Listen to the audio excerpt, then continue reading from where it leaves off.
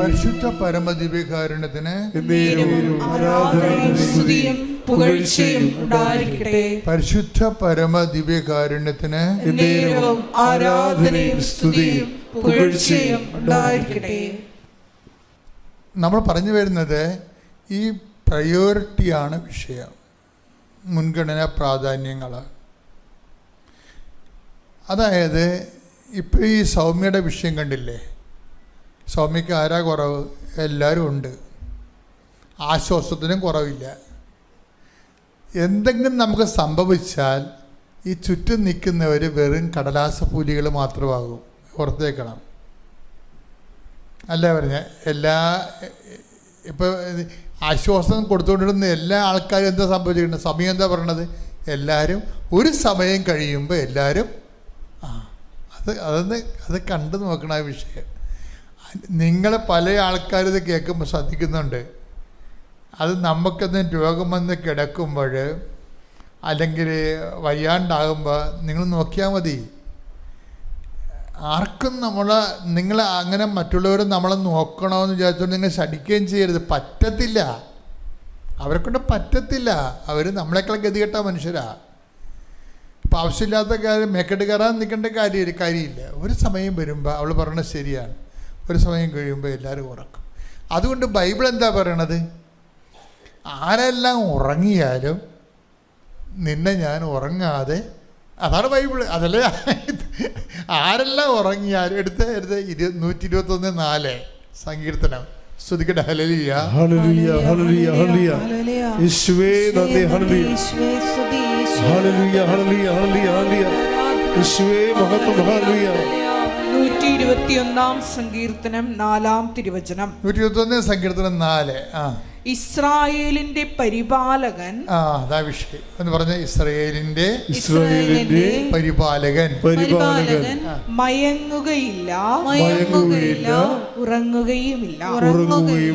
ഇത് എന്തിന് വെറുതെ വിളിച്ചു പറഞ്ഞത്? നീ മയങ്ങുമ്പോഴും നിന്റെ കൂടെയുള്ളവരെല്ലാവരും മയങ്ങണ സമയത്തും ഞാൻ നിനക്ക് കാവൽ നിൽക്കുമെന്നതിൻ്റെ അർത്ഥം. അപ്പം നിങ്ങൾ പറയും ഇതൊരെല്ലാം ഫിഗറേറ്റീവ് അല്ലേ എന്ന് പറയും.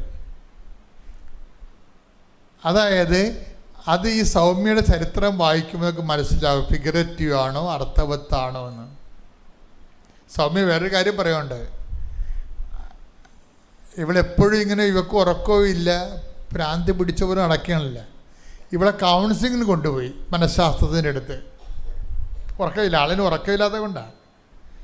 കൗൺസിലിങ്ങിന് കൊണ്ടുപോയി കഴിഞ്ഞപ്പോൾ ഡോക്ടർ ഇവളോട് പറഞ്ഞ് ജീവിതവും മരണവും അത് ജീവിതത്തിൻ്റെ ഭാഗങ്ങളാണ്, അതൊരു റിയാലിറ്റിയാണ്, അത് അക്സെപ്റ്റ് ചെയ്യാതെ പറ്റത്തില്ല. എടാ ഇതിന് നമ്മൾ 700 രൂപ കൊടുക്കണ വിത്ത് പറയണമെങ്കിൽ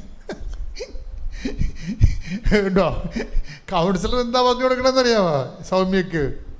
ജീവിതവും മരണവും അത് ജീവിതത്തിൻ്റെ റിയാലിറ്റികളാണ്, അത് നമുക്ക് അക്സെപ്റ്റ് ചെയ്യാതിരിക്കാൻ പറ്റത്തില്ല. 700 രൂപ അതാണ് സംഭവം. ഈ ഒരു സാധനം പറഞ്ഞു തരുന്നതിന് നമുക്ക് 700 രൂപ കൊടുക്കണം. ഈ മനുഷ്യന്മാരുടെ അവസ്ഥ ഇതാണ്. ദൈവത്തെ എനിക്ക് കൗൺസിലിംഗ് എന്നൊക്കെ പറയുമ്പോൾ ആദ്യമുണ്ട് ഞാൻ ഇപ്പോൾ രൂപതകളിലും ഇതൊക്കെ ഭയങ്കരമായിട്ട് കൗൺസിലിംഗ് കോഴ്സൊക്കെ പറഞ്ഞിട്ടില്ലേ. പക്ഷേ ക്രിസ്തുവിനെ നമുക്ക് കൊടുക്കാൻ പറ്റുന്നില്ലെങ്കിൽ ഇതൊക്കെ വെറും അഭ്യാസങ്ങളാണ്. കാര്യം നമ്മളെ സംബന്ധിച്ചിടത്തോളം സഭയ്ക്ക് മൗലികമായിട്ടൊരു ഉത്തരവാദിത്തമേ ഉള്ളൂ. എന്താണ്? മനുഷ്യന്മാരുടെ മുഴുവൻ പ്രശ്നങ്ങൾക്ക് പരിഹാരമായിട്ടാണ് ആരെ കൊടുത്തിരിക്കുന്നത്? ക്രിസ്തുവിനെ കൊടുത്തിരിക്കുന്നത്. അല്ലാതെ സായിപ്പ് പഠിച്ച് കീറി വലിച്ചെറിഞ്ഞ സാധനം നമ്മൾ പോയി പഠിച്ചിട്ട് അത് കൊണ്ടുവന്ന് വേദനിക്കുന്ന ആൾക്കാരുടെ മുമ്പിൽ കെട്ടിച്ചമച്ചിട്ട് സർവ് ചെയ്യാൻ നോക്കി കഴിഞ്ഞാൽ നോൺസെൻസാ. പരിശുദ്ധാത്മാവ് പ്രവർത്തിക്കത്തില്ല, അതാണ് പ്രശ്നം. മനുഷ്യാത്മാവും ബുദ്ധിയാത്മാവൊക്കെ പ്രവർത്തിക്കും, പരിശുദ്ധാത്മാവ് പ്രവർത്തിക്കത്തില്ല. അതിൻ്റെ കാരണം എന്ന് പറഞ്ഞാൽ നമ്മളെ സംബന്ധിച്ചിടത്തോളം പരിശുദ്ധാത്മാവ് പ്രവർത്തിക്കുന്നൊരു പശ്ചാത്തലം ഉണ്ടാക്കിയെടുക്കുകയാണ് സഭയുടെ ദൗത്യം. പരിശുദ്ധാത്മാവ് ഒരു വ്യക്തിയിൽ പ്രവർത്തിക്കുന്നൊരു പശ്ചാത്തലം ഉണ്ടാക്കിയെടുക്കുക. എന്തിനാണത്? ക്രിസ്തുവിനെ കൈമാറാനാണ്. കാര്യം എന്താണ്? ക്രിസ്തുവാണ് ലോകത്തിൻ്റെ പരിഹാരം. ലോകത്തിൻ്റെ പരിഹാരമായിട്ട് ദൈവം മീമാംസകളും മനഃശാസ്ത്രവും ഉണ്ടാക്കിയിട്ടില്ല. ലോകത്തിൻ്റെ പരിഹാരമായിട്ട് ദൈവം ഉണ്ടാക്കി വച്ചിരിക്കുന്നതും നമുക്ക് പറഞ്ഞു തന്നിരിക്കണം ക്രിസ്തുവിനെയാണ്. ക്രിസ്തുവിനെ കൊടുക്കാൻ അറിയത്തില്ലെങ്കിൽ പിന്നെ ഇങ്ങനെ അറിയാവുന്ന പല കാര്യങ്ങൾ കൊടുത്തിട്ട് അതാണ് ക്രിസ്തു എന്ന് പറയേണ്ടി വരും. ഇതൊരു ഗതികെട്ട അവസ്ഥയാണ് ശരിക്കും. ഈ ആളിൻ്റെ അവസ്ഥ കണ്ടില്ലേ? ജീവിതവും മരണവും അത് ജീവിതത്തിൻ്റെ യാഥാർത്ഥ്യങ്ങളാണ്. അത് അക്സെപ്റ്റ് ചെയ്തേ പറ്റത്തുള്ളൂ എന്ന് പറയും. ഈ തീ കൊണ്ട് ഈ ചേന വേഗത്തില്ല. എന്താ ചെയ്യാൻ പറ്റാത്തത്? ഇയാളെ ആശ്വസിപ്പിക്കാൻ പറ്റത്തില്ല. നമ്മൾക്ക് എന്തെങ്കിലും സംഭവിച്ച ഓർക്കുക, വെള്ളമല്ലാത്തതിന് നിങ്ങൾ വെള്ളമെന്ന് വിളിച്ചു, കിണറല്ലാത്തതിന് നിങ്ങൾ പൊട്ടക്കിണർ കുഴിച്ചു. Take the word of God. ശ്രുതിക്കട്ടെ ഹല്ലേലൂയ ഹല്ലേലൂയ ഹല്ലേലൂയ ഹല്ലേലൂയ ഹല്ലേലൂയ. യേശുവേ നന്ദി. ഹല്ലേലൂയ ഹല്ലേലൂയ ഹല്ലേലൂയ ഹല്ലേലൂയ ഹല്ലേലൂയ. യേശുവേ സ്തുതി. ഹല്ലേലൂയ ഹല്ലേലൂയ. യേശുവേ ആരാധന ആരാധന ആരാധന. ഹല്ലേലൂയ ഹല്ലേലൂയ ഹല്ലേലൂയ ഹല്ലേലൂയ ഹല്ലേലൂയ. യേശുവേ നന്ദി. മഹത്വം മഹത്വം മഹത്വം മഹത്വം. ഹല്ലേലൂയ ഹല്ലേലൂയ ഹല്ലേലൂയ ഹല്ലേലൂയ ഹല്ലേലൂയ. സാരമില്ലായി സത്സംഗങ്ങൾ മാറിപ്പോകും ഈ വേദനകൾ. സാരമില്ലായി സത്സംഗങ്ങൾ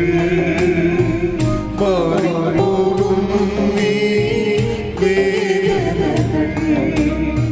മാറിപ്പോകും വാഗ്ദത്തമേ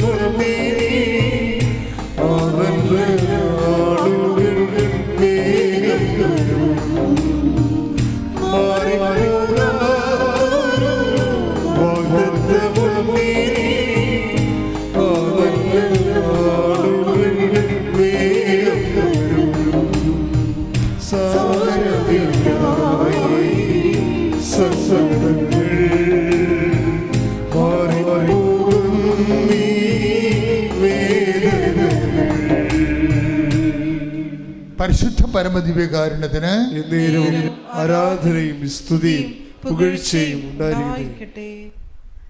praise the Lord. Praise the Lord. ഇപ്പോൾ നമ്മൾ പറഞ്ഞു വരുന്നത് ഇങ്ങനെ ഓരോ മാർഗങ്ങളിലൂടെ പോകുമ്പോൾ ഈ ക്രിസ്തുവിന് പകരം ക്രിസ്തുവിനെ നമുക്ക് കൊടുക്കാൻ പറ്റാത്തതും കാലം ഇപ്പോൾ ഓരോ സിറ്റുവേഷൻസ് ഈ ലോകത്തുണ്ടാകുമ്പോൾ ദൈവപിതാവ് നിർവഹിച്ച ഒരു സൊല്യൂഷൻ എന്താണ്? ക്രിസ്തുവാണ്. ക്രിസ്തുവിന് പകരം നമ്മൾ സബ്സ്റ്റിറ്റ്യൂട്ട് ചെയ്യുമ്പോൾ എന്താണ് നമ്മൾ ചെയ്യണത്? ക്രിസ്തുവിനെ റിജക്റ്റ് ചെയ്യണത്. ക്രിസ്തുവിന് പകരം വേറെ സംഭവങ്ങൾ നമ്മളവിടെ ചെയ്യുമ്പോൾ ഇതിന് സഭയ്ക്ക് ബാധ്യതയില്ല. ഇപ്പം നമ്മൾ യൂറോപ്പിലൊക്കെ ചെല്ലുമ്പോൾ നോക്കുമ്പോൾ സഭ ഒരുതരം മരവിച്ച അവസ്ഥയാണ്. എന്താ കാരണം? ഞാൻ എപ്പോഴും ചിന്തിച്ചിരുന്നു. ഞാൻ എല്ലാ കാലങ്ങളും യൂറോപ്പിന് വേണ്ടി പ്രാർത്ഥിച്ചിട്ടുള്ള ആളാണ്. ഞാനിപ്പോൾ യൂറോപ്യൻ ധ്യാനങ്ങളെല്ലാം നടത്തി ഓരോ രാജ്യങ്ങളിലൊക്കെ വരുമ്പോൾ എനിക്ക് ഓർക്കുകയും നമ്മുടെ സഭ എന്തുമാത്രം ഇന്ന് ക്രിസ്തു വിജ്ഞാനീയത്തിലും ക്രിസ്തു അനുഭവജ്ഞാനത്തിലും എന്തുമാത്രം ടോപ്പാണ് ഈ മലയാളം സഭ. എന്തുമാത്രം ടോപ്പാണ്. Praise the Lord. യേശുവിലെ ഏറ്റവും സ്നേഹമുള്ളവരെ, എൻ്റെ പേര് ജോമോൻ. ഞാൻ വരുന്നത് തൃശ്ശൂരിൽ നിന്നാണ്. നിങ്ങളുടെ മുൻപിൽ ഒരു സാക്ഷ്യം പറയാനാണ് ഞാൻ വന്നിരിക്കുന്നത്. എൻ്റെ സാക്ഷ്യം പറയുന്നതിന് മുൻപ് ഞാൻ എന്തായിരുന്നു എന്ന് നിങ്ങളോട് പറയാൻ ഞാൻ ആദ്യം ആഗ്രഹിക്കുന്നു. വളരെ ചെറുപ്പം മുതൽ, അതായത് 5ാം ക്ലാസ് മുതൽ തന്നെ സ്ഥിരമായി എല്ലാ ദിവസവും പള്ളിയിൽ പോവുകയും പള്ളിയോടും മറ്റുമാരോടൊക്കെയായി ചേർന്ന് ജീവിച്ചു വളരുകയും ചെയ്ത വ്യക്തിയാണ് ഞാൻ. 10ന് ശേഷം വളരെ ഭക്തസംഘടനകളിലായാലും പള്ളിയിലായാലും വളരെയധികം ആക്റ്റീവായി നിൽക്കുകയും ക്രിസ്തീയ വിശ്വാസം വളരെ സിസ്റ്റമാറ്റിക്കായിട്ട് കൊണ്ടു നടക്കുകയും ചെയ്തിരുന്ന വ്യക്തിയാണ് ഞാൻ. സഭയുടെ പ്രബോധനങ്ങളായാലും UCAT CC മുതലായ സകല പ്രബോധനങ്ങളും പഠിക്കുകയും അതനുസരിച്ച് ജീവിക്കാൻ പരിശ്രമിക്കുകയും ചെയ്തിരുന്ന വ്യക്തിയാണ്. ഈ സമയത്ത് എൻ്റെ ജീവിതത്തിൽ ആത്മീയമായിട്ടായാലും ഞാൻ കരുതിയിരുന്നത് ഞാൻ ആത്മീയമായി ഒത്തിരി ഉന്നതിയിലാണ്. എൻ്റെ ചുറ്റുമുള്ളവരായാലും എൻ്റെ സഹോദരങ്ങളായാലും എൻ്റെ ഇടവകയിലുള്ളവരായാലും ഒക്കെ ഞാൻ പ്രാർത്ഥിക്കുന്നത്ര പ്രാർത്ഥിക്കുകയോ അല്ലെങ്കിൽ വിശ്വാസ ജീവിതത്തിൽ ഞാനായിരിക്കുന്ന ആ ലെവലിലല്ല എന്ന് ചിന്തിച്ചിരുന്ന ഒരു വ്യക്തിയായിരുന്നു ഞാൻ. ഇങ്ങനെ ജീവിച്ചു പോയിരുന്ന ഞാൻ ഡിഗ്രിയിലൊക്കെ നല്ല മാർക്കോടുകൂടി പാസ്സാവുന്നു. അതിനുശേഷം ഞാൻ PG പഠിക്കാൻ പോകുന്നു. PG പഠിക്കാനായിട്ട് ഞാൻ ഗോവ യൂണിവേഴ്സിറ്റിയിലാണ് അഡ്മിഷൻ എടുത്ത് പോകുന്നത്. ഞാൻ എൻ്റെ ഡിഗ്രി ചെയ്തത് ഫിലോസഫിയിലാണ്, BA ഫിലോസഫി. PG ഞാൻ ചെയ്തത് MA ഫിലോസഫിയിലാണ്.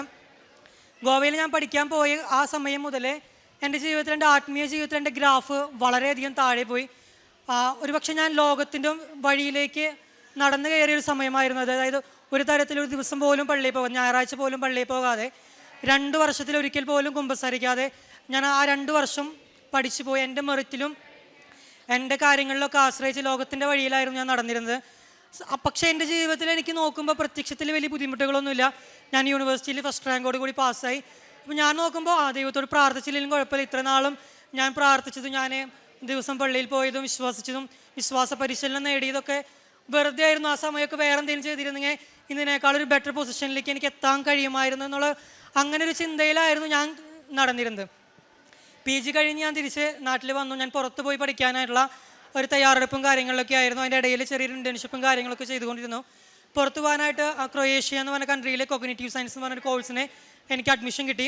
വളരെ ഈസി ആയിട്ട് എനിക്ക് അഡ്മിഷൻ കിട്ടി. വിസ പ്രോസസ്സിന് ഇപ്പോൾ യൂണിവേഴ്സിറ്റി നേരിട്ട് വിസ ഓഫീസറിനെ റെക്കമെൻഡ് ചെയ്യും. അപ്പോൾ നമുക്ക് വിസയ്ക്കും വലിയ ബുദ്ധിമുട്ടൊന്നും ഉണ്ടായിരിക്കില്ല. കഴിഞ്ഞ വർഷമാണിത്, ബുദ്ധിമുട്ടുണ്ടായിരിക്കില്ല. അപ്പോൾ ഞാൻ വിസയ്ക്ക് വെച്ചു. എനിക്കൊരു 5 ലക്ഷം രൂപ എനിക്ക് ഷോമണിയായി കാണിക്കണമായിരുന്നു. പക്ഷേ എൻ്റെ ഈ 5 ലക്ഷം രൂപ കിട്ടാനായിട്ട് എൻ്റെ കയ്യിൽ ഒറ്റ രൂപയും ഉണ്ടായിരുന്നില്ല. വളരെയധികം കഷ്ടപ്പെട്ടിട്ടാണ് ആ 5 ലക്ഷം രൂപ സംഘടിപ്പിച്ചത്. എന്നിട്ട് ഈ 5 ലക്ഷം രൂപയായിട്ട് വിസ സബ്മിറ്റ് ചെയ്തു. എൻ്റെ സെപ്റ്റംബറിൽ 18-ാം തീയതി എൻ്റെ ക്ലാസ് തുടങ്ങി. പക്ഷേ എനിക്ക് വിസ വന്നില്ല.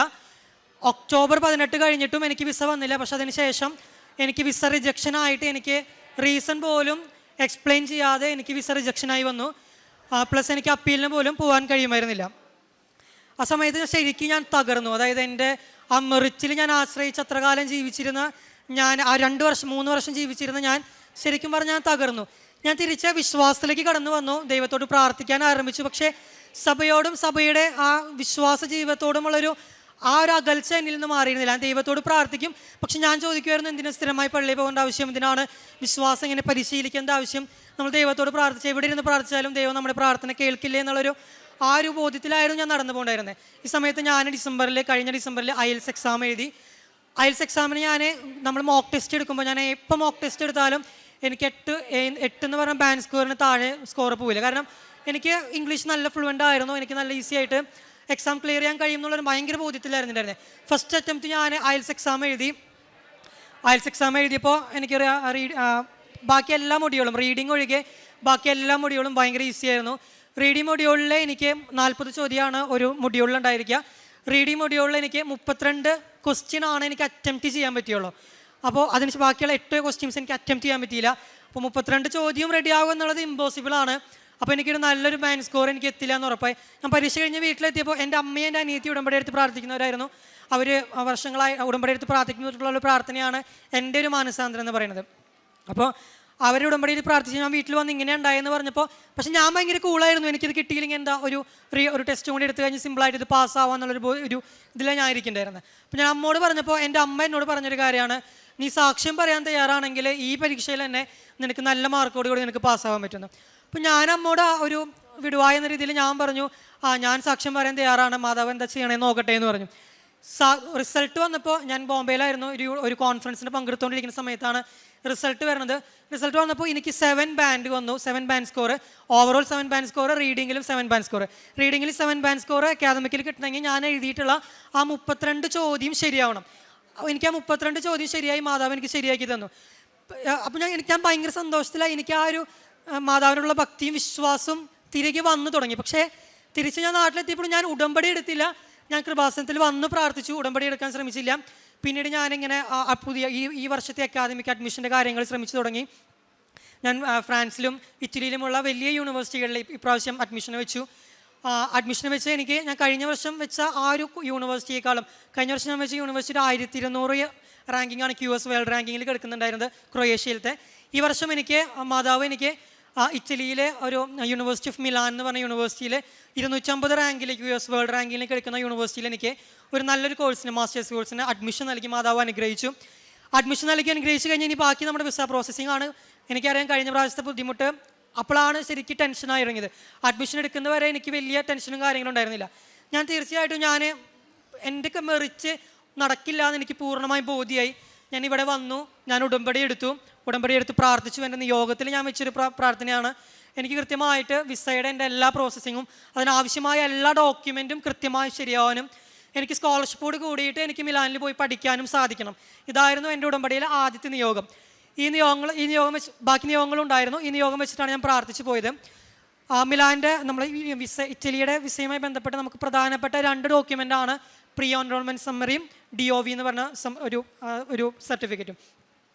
ഈ ഉടമ്പടി എടുക്കുന്നതിന് മുൻപ് 2 ആഴ്ച മുൻപ് ഞാൻ ഈ പ്രീ എൻറോൾമെൻറ്റിന് അപ്ലിക്കേഷൻ വെച്ചിരുന്നു. അത് നമുക്ക് 1 വർഷം ഒരു യൂണിവേഴ്സിറ്റിയിൽ 1 തവണയാണ് നമുക്ക് അപ്ലൈ ചെയ്യാൻ കഴിയുള്ളൂ. അപ്പം ഞാൻ യൂണിവേഴ്സിറ്റി നമുക്കൊരു സർട്ടൈൻ ഡോക്യുമെൻറ്റ്സിൻ്റെ ലിസ്റ്റ് തരും. ഇത് നമ്മൾ മിലാൻ ഇറ്റലിയുടെ വെബ്സൈറ്റിൽ അപ്ലോഡ് ചെയ്യണം. അപ്പോൾ അവർ യൂണിവേഴ്സിറ്റി അത് വെരിഫൈ ചെയ്ത് നമുക്കൊരു സർട്ടിഫിക്കറ്റ് തരും. യൂണിവേഴ്സിറ്റി 5 സർട്ടിഫിക്കറ്റ് പറഞ്ഞു. എൻ്റെ അശ്രദ്ധ മൂലം ഞാൻ അതിൽ 1 സർട്ടിഫിക്കറ്റ് മാത്രം ശരിക്കും വെച്ച് ബാക്കി 4 സർട്ടിഫിക്കറ്റും എൻ്റെ അശ്രദ്ധ മൂലം തെറ്റായ രീതിയിൽ ഞാൻ വെച്ച് ഇത് സബ്മിറ്റ് ചെയ്ത് കൊടുത്തു കഴിഞ്ഞാൽ നമുക്ക് പിന്നെ അത് എഡിറ്റ് ചെയ്യാൻ കഴിയില്ല. അപ്പോൾ ഞാൻ മാതാവിനോട് കരഞ്ഞു പ്രാർത്ഥിച്ചു, മാതാവേ ഉടമ്പടിയോടെ എടുക്കാൻ വന്നപ്പോൾ കരഞ്ഞു പ്രാർത്ഥിച്ചു, മാതാവ് ഇത് എനിക്ക് എത്രയും പെട്ടെന്ന് ശരിയാക്കി തരണം. കാരണം ഇത് ശരിയായാലാണ് എനിക്ക് അടുത്ത സർട്ടിഫിക്കറ്റ് ആയാലും DOVക്ക് അപ്ലൈ ചെയ്യാൻ പറ്റുള്ളൂ. DOV കിട്ടിയാലാണ് എനിക്ക് വിസയ്ക്ക് വെക്കാൻ പറ്റുള്ളൂ. അപ്പോൾ ഞാൻ ഇങ്ങനെ പ്രാർത്ഥിച്ചുകൊണ്ടിരുന്നു. ഞാൻ ഉടമ്പടി എടുത്ത് 5-ാമത്തെ ദിവസം എനിക്ക് പ്രീ എൻറോൾമെൻറ്റ് സമ്മറി വന്നു, എനിക്ക് മെയിലായിട്ട് വന്നു. അപ്പോൾ എനിക്ക് ഒത്തിരി സന്തോഷമായി. ഇനി പക്ഷേ അടുത്ത പ്രശ്നം വെച്ചിട്ടുണ്ടെങ്കിൽ ഞാൻ VFSൽ വിസ സബ്മിറ്റ് ചെയ്യാനുള്ള ഡേറ്റ് എടുത്തിരുന്നു. ആ ഡേറ്റ് എന്ന് പറയുന്നത് ഈ പ്രീ എൻറോൾമെൻറ്റിൻ്റെ ലിസ്റ്റ് വന്നതിൻ്റെ അടുത്ത ആഴ്ചയിൽ വെള്ളിയാഴ്ചയായിരുന്നു, 27-ാം തീയതി. പക്ഷേ ഞാൻ DOVക്ക് അപ്ലൈ ചെയ്യണം. DOVയുടെ ഒരു മിനിമം ഡേയ്സ് എന്ന് പറയുന്നത് 21 ദിവസം മുതൽ 30 ദിവസം വരെയാണ് നമ്മൾ അപ്ലൈ ചെയ്ത് നമുക്ക് കിട്ടുക. അപ്പോൾ ഞാൻ DOVക്ക് അപ്ലിക്കേഷൻ വെച്ചു. DOVക്ക് അപ്ലിക്കേഷൻ ഞാൻ സബ്മിറ്റ് ചെയ്ത് 3-ാമത്തെ ദിവസം എനിക്ക് DOV അപ്ലിക്കേഷൻ വന്നു, DOVയുടെ റിസൾട്ട് വന്നു. പക്ഷേ ഞാനപ്പോഴും എൻ്റെ ടെൻഷനും ഉണ്ട്. ഞാനെന്ത് ചെയ്തെന്ന് വെച്ചിട്ടുണ്ടെങ്കിൽ 27-ാം തീയതിയാണ് വിസയ്ക്ക് വെക്കേണ്ടത്, എനിക്കത് പോസ്റ്റ്പോൺ ചെയ്യാൻ പറ്റും. അപ്പോൾ ഞാൻ തലേ ദിവസം വരെ നമുക്ക് പോസ്റ്റ്പോൺ ചെയ്യാൻ പറ്റും.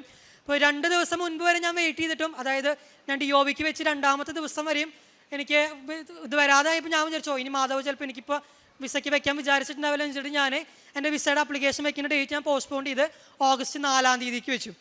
ഞാൻ ഓഗസ്റ്റ് 4-ാം തീയതിക്ക് വെച്ചതിൻ്റെ പിറ്റേ ദിവസം എനിക്ക് DOV വന്നു. സത്യത്തിൽ എനിക്ക് പറഞ്ഞ 27-ാം തീയതി തന്നെ എനിക്ക് വിസയ്ക്ക് അപ്ലൈ ചെയ്യാൻ പറ്റുമായിരുന്നു. ഇങ്ങനെ നിൽക്കുന്ന സമയത്താണ് അപ്പോൾ DOV വന്നു, 3 ദിവസത്തിൽ DOV വന്നു. ഇനി ഇതിൽ അടുത്ത കടമ്പ എന്ന് പറയുന്നത് നമുക്ക് ഇറ്റലിക്ക് വിസയ്ക്ക് നമുക്ക് ഷോമണി 14 ലക്ഷം രൂപയും 2 ലക്ഷം രൂപ നമ്മൾ ടിക്കറ്റ് പ്രൈസുമായിട്ട് നമ്മൾ കാണിക്കണം. ഇത്രയും രൂപ കഴിഞ്ഞ വർഷം 5 ലക്ഷം രൂപ ഉണ്ടാക്കാൻ പറ്റിയ ഒരു ബുദ്ധിമുട്ടും കാര്യങ്ങളും എനിക്കറിയാം, എൻ്റെ കുടുംബത്തിനും അറിയാം.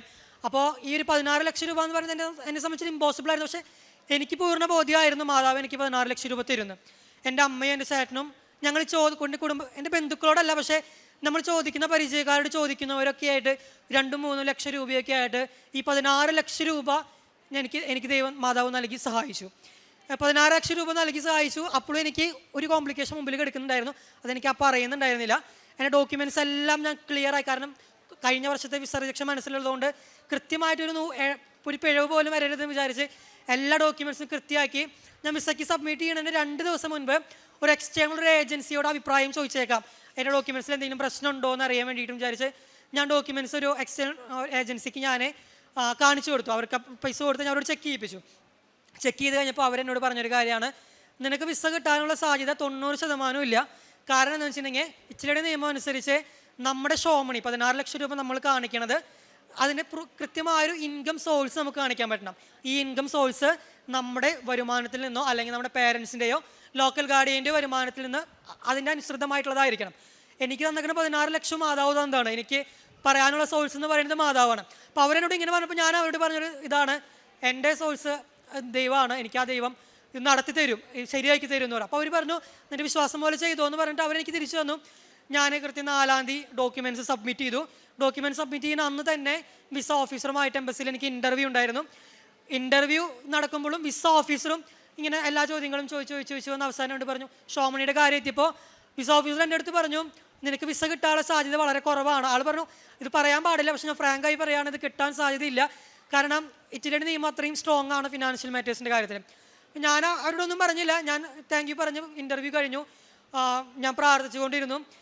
അതിനുശേഷം ഞാൻ പ്രാർത്ഥിച്ചുകൊണ്ടിരിക്കുന്ന സമയത്ത് എൻ്റെ മനസ്സിൽ മാതാവ് എപ്പോൾ പ്രാർത്ഥിക്കുമ്പോഴും കുർബാനയിൽ നിൽക്കുമ്പോഴായാലും 8 എന്ന് പറഞ്ഞൊരു ഡേറ്റ് എനിക്കിങ്ങനെ ഒരു സംഖ്യ എനിക്കിങ്ങനെ ഇടയ്ക്കിടയ്ക്ക് കാണിച്ചുകൊണ്ടിരുന്നു. അപ്പം ഞാൻ 4-ാം തീയതി വിസ വെച്ചപ്പോൾ ഉറപ്പാണ് ഓഗസ്റ്റ് 8-ാം തീയതി ആയിരിക്കും വിസ വരുന്നുണ്ടാവുക.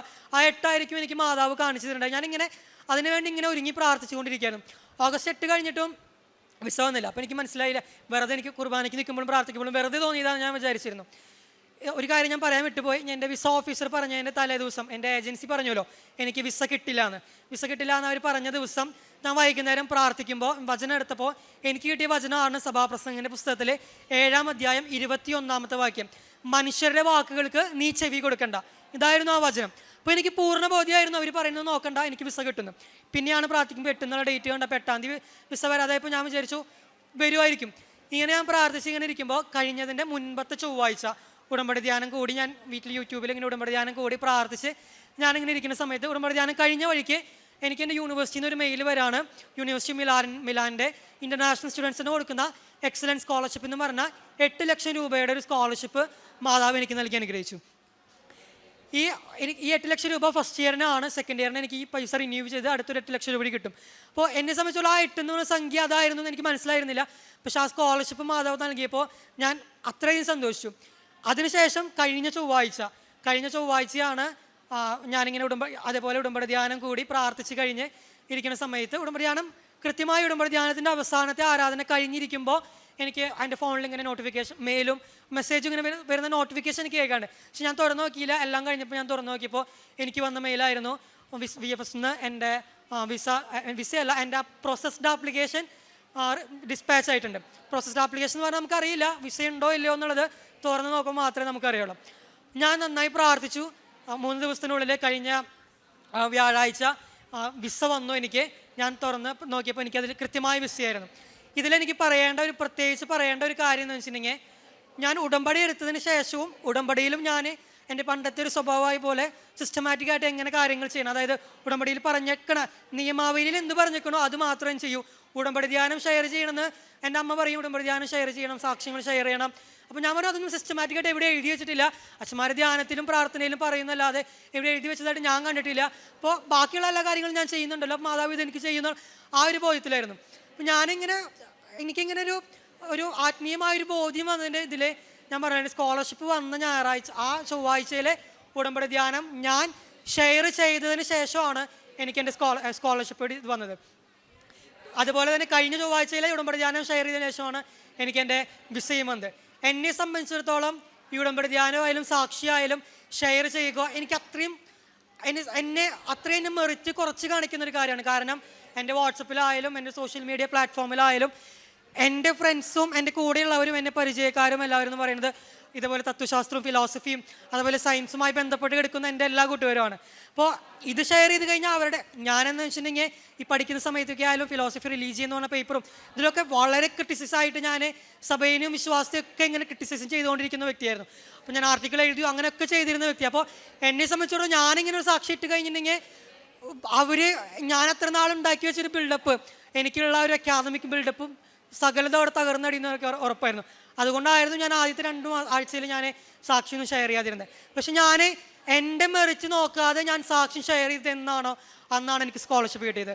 അതുപോലെ എൻ്റെ മെറിറ്റ് നോക്കാൻ എൻ്റെ വീടിൻ്റെ അടുത്തുള്ള സകലരെയും ഞാൻ അത്രയും പള്ളിയിൽ ആക്റ്റീവായിരുന്നുകൊണ്ട് എനിക്ക് നന്നായി അറിയുമായിരുന്നു. അപ്പോൾ എനിക്ക് കംഫർട്ടായിരുന്ന വീടുകളിലായിരുന്നു ഞാൻ പത്രം കൊണ്ടുപോയി കൊടുത്തിരുന്നത്. കഴിഞ്ഞ ചൊവ്വാഴ്ച ആ ഒരു കംഫർട്ട്നെസ്സും ഞാൻ ഭേദിച്ച് എനിക്ക് കംഫർട്ടല്ലാത്ത വീടുകളിലും കൊണ്ടുപോയി ഞാൻ പത്രം കൊടുത്തു. അതുപോലെ സാക്ഷ്യം ഷെയർ ചെയ്യുകയും ഇതുപോലെ ഉടമ്പടി ധ്യാനം ഷെയർ ചെയ്യുകയും ചെയ്തപ്പോൾ എൻ്റെ മെറിറ്റിനെ ഞാൻ ഡീമെറിറ്റാക്കി കാണിച്ചപ്പോഴാണ് മാതാവ് എനിക്ക് അനുഗ്രഹം നൽകിയത്. ആ ഒരു മെറിറ്റ് അല്ല, ബട്ട് മൈ ഗ്രേസ് ആണ് എനിക്ക് ഈ അത്ഭുതം മാതാവ് തന്നതെന്ന് ഞാൻ ഉറച്ചു വിശ്വസിക്കുന്നു. ഈ സെപ്റ്റംബറിലെ ആദ്യത്തെ ആഴ്ചയിൽ ഞാൻ മിലാനിലേക്ക് പോവുകയാണ്. ദൈവത്തിനും മാതാവിനും ഒത്തിരിയേറെ നന്ദി പറയുന്നു. എൻ്റെ ജീവിതത്തിനെ അനുഗ്രഹിച്ചതിനും എൻ്റെ കുടുംബത്തെ അനുഗ്രഹിച്ചതിനും എന്നിലൂടെ ഈ ഒരു സാക്ഷ്യം പറയാൻ ഈ അൾത്താരിൽ നിൽക്കാൻ സാധിച്ചതിനെ ഓർത്ത് മാതാവിനും ഈശോയ്ക്കും ഒരുപാട് നന്ദി പറയുന്നു. ഞാൻ ചങ്ങനാശ്ശേരിയിൽ നിന്ന് വരുന്ന, എൻ്റെ പ്രോപ്പർ സ്ഥലം ആലപ്പുഴയാണ്. എൻ്റെ പേര് പൂജിത. ഞാൻ 2022 മെയ് 20-ാം തീയതിയാണ് ഇവിടെ ഉടമ്പടി എടുത്തത് ഒരു ആൻറ്റി നിർബന്ധിച്ചിട്ടാണ് എന്നെ കൊണ്ടുവന്നത്. അതിന് ഇവിടെ വന്നു കഴിഞ്ഞപ്പോഴാണ് ഞാൻ കണ്ട 2 ആഴ്ചയ്ക്ക് മുമ്പേ എനിക്കൊരു അമ്മയുടെ രൂപം. എൻ്റെ അമ്മ ഇതുപോലെ തന്നെ തണുപ്പൊക്കെ വരുമ്പോൾ വെള്ള വസ്ത്രം ഇങ്ങനെ ഒഴിക്കും. അപ്പോൾ സ്വപ്നത്തിൽ കണ്ട അമ്മ എൻ്റെ അമ്മയാണെന്ന് കരുതിയാണ് ഞാൻ അമ്മയെ വിളിച്ച് ചോദിച്ചത് അമ്മയ്ക്ക് വല്ല അസ്വസ്ഥതയുണ്ടായിരുന്നോ എന്ന്. അമ്മ പറഞ്ഞു ഇല്ല, എനിക്കൊരു അസ്വസ്ഥതയില്ല എന്ന്. പക്ഷേ ഇവിടെ വന്നു കഴിഞ്ഞപ്പോഴാണ് എനിക്ക് മനസ്സിലായത് എൻ്റെ അമ്മ കൃപാസന അമ്മയാണ് ഇവിടെ വരുത്തിയതെന്നും. അന്ന് ഇവിടെ വന്നപ്പോൾ എൻ്റെ വായിൽ ചെറിയ ചെറിയ മുഴകളുണ്ടായിരുന്നു, പഴുത്തത്. അത് മാറുമോ ഇല്ലെന്ന് എനിക്കറിയത്തില്ല. എല്ലാവരും പറഞ്ഞു എന്നെ ഡോക്ടർക്ക് കാണിക്കണമെന്ന്. ഇവിടെ വന്ന് സുഗന്ധ അഭിഷേകം എൻ്റെ വായിലോട്ട് അടിക്കുന്നുണ്ട്. അപ്പം ഞാൻ എല്ലാവരോടും ചോദിച്ചു എന്തിനാ ഈ സ്പ്രേ ഇങ്ങനെ അടിക്കുന്നതെന്ന്. പക്ഷെ എനിക്ക് അറിയത്തില്ലായിരുന്നു. എൻ്റെ അമ്മയാണ് എൻ്റെ അടുത്ത് വന്നതെന്ന്. അതിന് നന്ദി പറയാനായിട്ട് ഞാൻ വൈകിപ്പോയി. അത് കഴിഞ്ഞ് എനിക്ക് ഒത്തിരി അനുഗ്രഹം എൻ്റെ അമ്മ തന്ന്. ഞങ്ങൾക്ക് 12 വർഷമായിട്ട് ഒരാൾ സ്ഥലം തരാമെന്ന് പറഞ്ഞിരുന്നതാണ്. ചോദിക്കുമ്പോഴൊക്കെ അയാൾ തരില്ല. പക്ഷെ അമ്മയോട് ഞാൻ ഉടമ്പടി എടുത്തതിൻ്റെ പേരിലും അമ്മയും തിരുക്കുമാരനും കൂടെ അവിടെ വന്ന് അതെനിക്ക് സാധിച്ചു തന്നു. കൂടാതെ എൻ്റെ ഒത്തിരി അനുഗ്രഹങ്ങൾ എനിക്ക് തന്ന്. എൻ്റെ ഹസ്ബൻഡിന് സുഖമില്ലാതെ വന്നത് സഹായിച്ചു. എനിക്കൊരു ശ്വാസം മുട്ടൽ പോലെ ഉണ്ടായിരുന്നു 10-15 വർഷമായിട്ട്. ഇടയ്ക്കിടയ്ക്ക് പെട്ടെന്ന് അലർജി ആയിരുന്നു. ഉപ്പും തൈലം ഉപയോഗിച്ചതിൻ്റെ ഫലമായിട്ട് അതെനിക്ക് മാറ്റി തന്നു. ഒത്തിരി അനുഗ്രഹങ്ങൾ തന്ന അമ്മയ്ക്കും തിരുക്കുമാരനും കോടാനുകോടി നന്ദി. കൂടാതെ കാരുണ്യ പ്രവൃത്തികൾ, ഞാൻ ഗവൺമെൻറ് ഹോസ്പിറ്റലാണ് പോണത്. പോകുമ്പോൾ 2-3 പൊതിച്ചോറ് കൊണ്ടുപോകും. പക്ഷെ ഒരാഗ്രഹമുണ്ട്, ഒരു ഗർഭിണിക്ക് എനിക്കൊരു പൊതിച്ചോറ് കൊടുക്കണം അമ്മയെന്ന് പറയും. അതെനിക്ക് അമ്മ തിരിച്ച് കാണിച്ചു തരും. എന്നിൽ അപൂർവം പേരേ ഉള്ളൂ പത്രം വേണ്ടാന്ന് പറഞ്ഞത്. ചില സമയത്ത് എനിക്ക് സങ്കടം തോന്നിയിട്ടുണ്ട്. നിങ്ങൾക്ക് വട്ടാണോ എന്ന് ചോദിച്ചിട്ടുണ്ട്. കാരണം ഞാനൊരു ഹിന്ദു കുടുംബത്തിലാണ്, നീ ഇതിൻ്റെ പുറകെ പോകേണ്ട കാര്യമുണ്ടോ എന്ന് ചോദിച്ച് എൻ്റെ കാലും മുട്ടും തല്ലി ഒടുക്കി ഇതിനകത്ത് കയറുക എന്ന് പറഞ്ഞിട്ടവരുണ്ട്. അപ്പോഴൊക്കെ എനിക്കൊരു തോന്നൽ, ശക്തമായിട്ട് എൻ്റെ അമ്മയുടെ സാന്നിധ്യവും അപ്പാടെ സാന്നിധ്യവും എനിക്കുണ്ടായി. ജീവിതകാലം മുഴുവനും ഇനി ഇത് തുടർന്ന് പോകണമെന്ന് എനിക്ക് ആഗ്രഹമുണ്ട്. അമ്മയും അപ്പായും സഹായിച്ചാൽ ഞാൻ ഇനിയും സാക്ഷ്യം പറയും. എന്നെ എൻ്റെ കുടുംബത്തെയും അമ്മയുടെയും തിരുക്കുമാരൻ്റെ കരങ്ങളിൽ ഏൽപ്പിക്കുന്നു. കോടാനുകോടി നന്ദി. അവിടെ തന്നെയാണെങ്കിലും രോഗികൾക്ക് ഞാൻ ഭക്ഷണം കൊണ്ടുപോകും. പൈസ സ്വാഭാവികമായിട്ടും ആവശ്യമുള്ളവരെ ഞാൻ പറയും, അമ്മയോട് പറയും അത്യാവശ്യമുള്ളവരെ എനിക്ക് കാണിച്ചു തരണം, ആർക്കെങ്കിലും വേണമെന്നുണ്ടെങ്കിൽ അങ്ങനെ അവർക്ക് കൊടുക്കും. അല്ലാതെ തന്നെ ഹസ്ബൻഡ് ഓട്ടോ ഓടിക്കുവാണ്. എന്നാലും എല്ലാ ആഴ്ചയിലും അതിലൊരു പങ്ക് ഒരു കുടുംബത്തിന് സഹായിക്കുന്നുണ്ട്, അവരുടെ കുഞ്ഞുങ്ങളെ പഠിപ്പിക്കാൻ. അങ്ങനെ എല്ലാം എനിക്ക് അമ്മയുടെയും തിരുക്കുമാരൻ്റെ സഹായം കൊണ്ടാണ് അത് ചെയ്യാൻ പറ്റുന്നത്. എൻ്റെ കുടുംബത്തിലും അവരുടെ കുടുംബത്തിലും ഈ ഒരു അവസരം ഞങ്ങൾക്ക് തന്ന ദൈവത്തിനും പുത്രനും അമ്മയ്ക്കും പരിശുദ്ധാത്മാവിനും കോടാനുകോടി നന്ദി. കൂടാതെ എനിക്ക് ഞങ്ങളുടെ മേടിച്ച സ്ഥലത്ത് ഞങ്ങൾക്ക് വെള്ളമില്ല. അപ്പുറത്തെ വീട്ടിൽ കിണറ്റിലാണ് മോട്ടർ ഇട്ടിരിക്കുന്നത്. ഞങ്ങൾ വാങ്ങിച്ച സ്ഥലത്ത് ഒരു കിണർ കുഴിക്കണമെന്നൊരാഗ്രഹം. ഇപ്പം ഞാൻ പറഞ്ഞപ്പോൾ എൻ്റെ കാതുകളിൽ ഇങ്ങനെ വെള്ളം തിളച്ച് വരുന്ന ഒരു ശബ്ദം എനിക്ക് കേൾക്കാം. അപ്പം ഞാൻ എൻ്റെ ഹസ്ബൻഡിനോട് പറഞ്ഞ് വെള്ളം തരൂ അമ്മ, അത് എനിക്ക് ഉറപ്പാണെന്ന് പറഞ്ഞു. അങ്ങനെ ഞങ്ങൾ ഉപ്പും അമ്മയുടെ ഒരു കാശുരൂപവും കൊണ്ട് ഇട്ട് കിണറ്റിൽ വെള്ളമുണ്ട്. ഞങ്ങൾ ഉപയോഗിക്കാൻ തുടങ്ങിയില്ല, കിണറിൻ്റെ ഇത് കെട്ടി വന്നതേ ഉള്ളൂ. എന്നാലും അമ്മയാണ് അത് തന്നത്. തിരുക്കുമാരൻ അതിന് അനുവാദം തന്നു എന്നതിനോർത്ത് നന്ദി പറയുന്നു. എല്ലാത്തിനും കോടാനുകോടി നന്ദിയുണ്ട്.